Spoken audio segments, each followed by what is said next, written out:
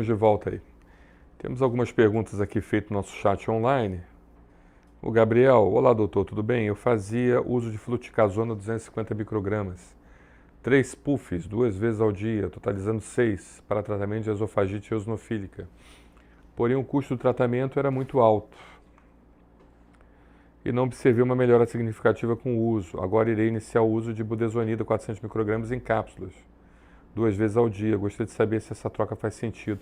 Acho interessante, mas entenda que hoje você também tem gels, que você pode manipular esses gels. O corticoide deglutido pode ser feito em gels, e o gel ele tem uma adesividade maior na mucosa do esôfago. Então, converse com o seu médico sobre essa possibilidade de você manipular esse gel, tá bom? E esse gel vai ter uma efetividade maior, melhor.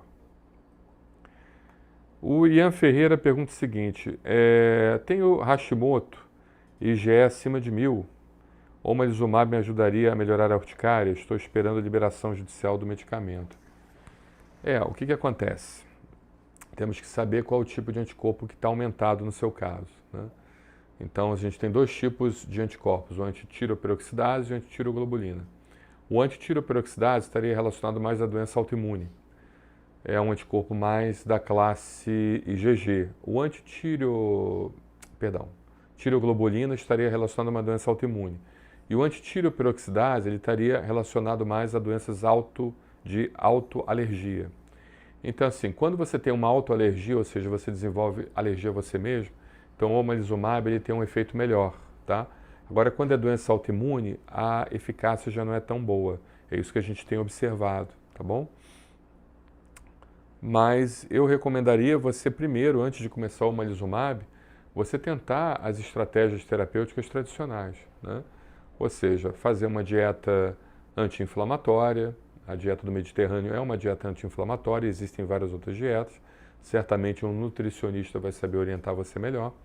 Você fazer os antihistamínicos, a associação de antihistamínicos também, o anti-H1, anti-H2, o Montelukast, né, que também pode ser utilizado. Você pode também tentar fazer a doxepina, que é um antidepressivo tricíclico, que tem ação também interessante.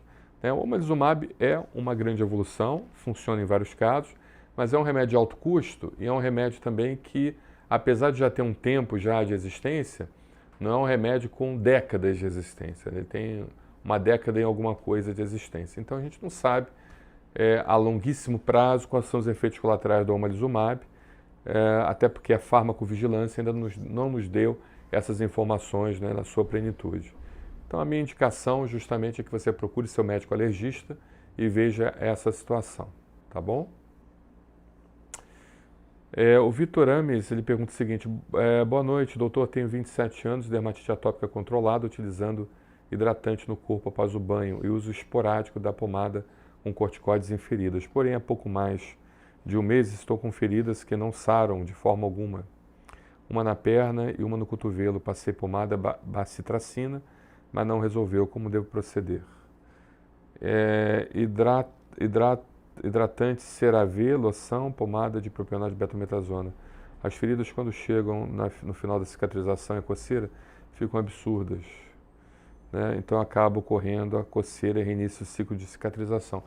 Então, deixa eu te falar, dermatite atópica pode se transformar em micose fungoide, principalmente crônica. Então, quando não sara, quando você faz vários tipos de tratamento, você usa corticoide, você usa antifúngico, você usa vários tipos de situações, é importante você conversar com um dermatologista para fazer uma biópsia e fazer o diagnóstico diferencial de micose fungoide, tá? E a micose fungoide é uma doença um pouco mais complexa, precisa ser visto isso de uma forma mais agressiva, né? Tá bom? Vamos aqui voltar às perguntas que foram deixadas. Nosso chat online está aberto. Caso vocês queiram fazer alguma pergunta, estaremos à disposição.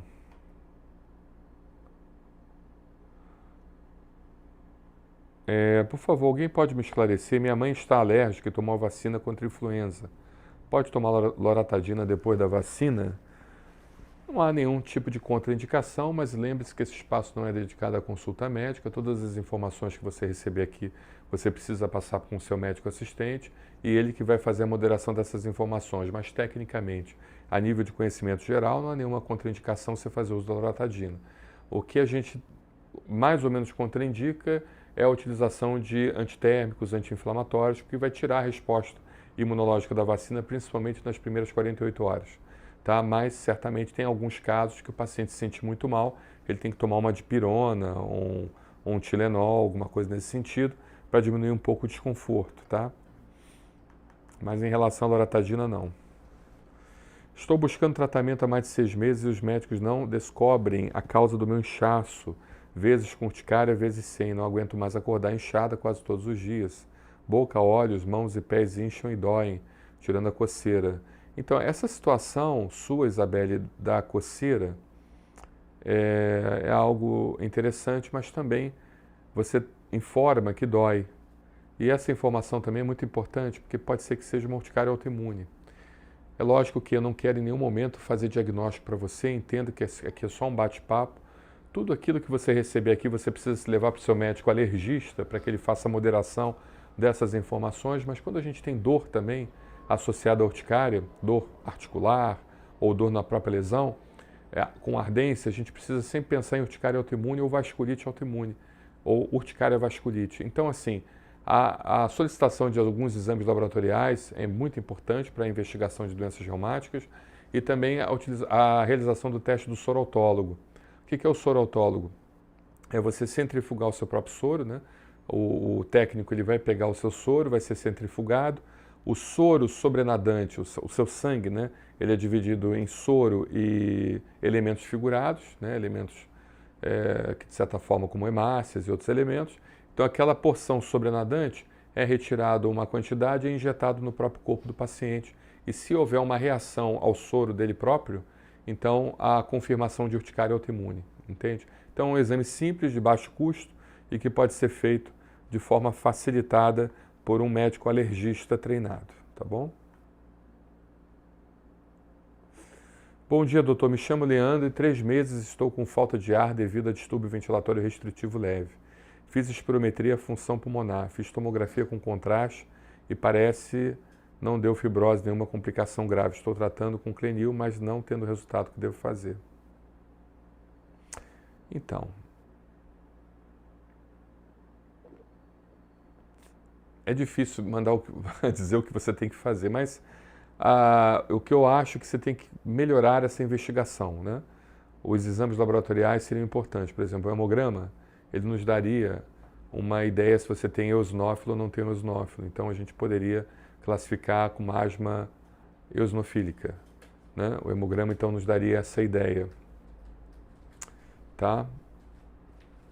Outra coisa também é a dosagem de GE total, a realização dos prick testes, a dosagem de GE específica para os alérgenos, porque existem as asmas alérgicas eosinofílicas e não alérgicas eosinofílicas. Quando você tem uma asma não alérgica eosinofílica, isso pode ser provocado por uma disfunção do ciclo do ácido araquidônico, ou seja, quando você está tomando anti-inflamatórios, esses anti-inflamatórios, por sua vez, eles podem induzir uma asma alérgica, uma asma não alérgica eosinofílica. Então, assim, está faltando um pouco mais de fenotipagem dessa asma, entendeu? Ou desse quadro que você está desenvolvendo.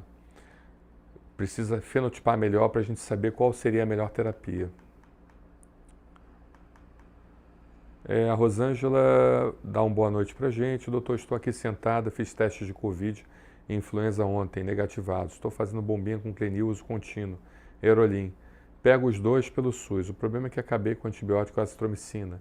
E agora estou tomando acetilcisteína. O catarro não sai, estou tendo crises. Vou no UPA, soro e nada, desesperada. Agora o que faço? Pelo amor de Deus, me socorre. É difícil, sim, Rosângela, eu tentar te ajudar, né? Porque são poucas palavras e frases, mas assim, eu vou dar umas dicas para você. Procura seu médico para que você faça a prova de função pulmonar. A mesma dica que eu dei para o outro paciente, né? Precisamos fenotipar melhor essa asma, fenotipar melhor essa falta de ar, saber se é uma asma, se é um enfisema, saber se é uma asma alérgica ou não alérgica, saber se é uma asma não alérgica eosinofílica ou alérgica eosinofílica. Então, assim, existem várias coisas que precisam ser feitas e a dosagem da IgE total, a dosagem da IgE específica para os aeroalérgenos, como ácaro, poeira, mofo, fungo, pelo de animais, isso é muito importante. a realização da prova de função pulmonar com o teste do broncodilatador, a dosagem da GE total, tudo isso é muito importante para que a gente saiba o que está acontecendo com você, entendeu? Porque às vezes você tem uma asma não alérgica. É raro acontecer? É. Uma asma neutrofílica que a gente chama. E a asma neutrofílica, o tratamento é completamente diferente do que você está fazendo. Só dando uma dica, não quero, em hipótese nenhuma, fechar diagnóstico para você, tá bom? A Josiane, quem tem hiperinsuflação tem pontadas no peito, nas costas, ou não é um sintoma? Não necessariamente, tá, Josiane? Pode ser uma doença osteoarticular, pode ser somente uma inflamação dos ossos e das articulações da sua caixa torácica. Então não é para você ficar tão preocupada com isso. Você tem que ir controlando essa hiperinsuflação e descobrir a causa, né? O que está levando a isso. É uma asma não controlada? Porque, como a gente sempre comenta, né? O problema do paciente com asma não é a questão dele inspirar o ar, mas sim dele expirar. Então, a cada vez que ele tenta tirar o ar do pulmão, sempre fica um resíduo, esse resíduo vai causando um aumento do pulmão, uma hiperinsuflação, e destruindo o pulmão, né, levando a enfisema, tá bom? Outra pergunta aqui, quando tomo leite, incho demais, é intolerância?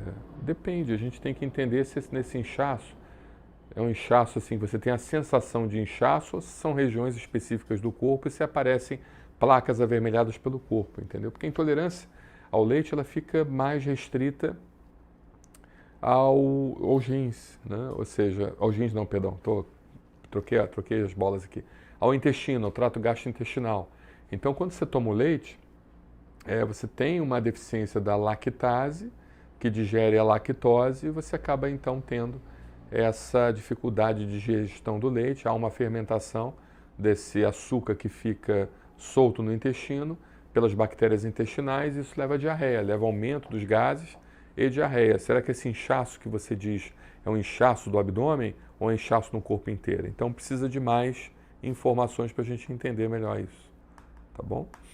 Se for realmente um inchaço só do abdômen, pode ser uma intolerância. O Maicon de Faria, estou com alergia assim nos meus lábios embaixo, mas foi depois que comecei a tocar trombone. Você pode me ajudar? Ainda estou desesperado.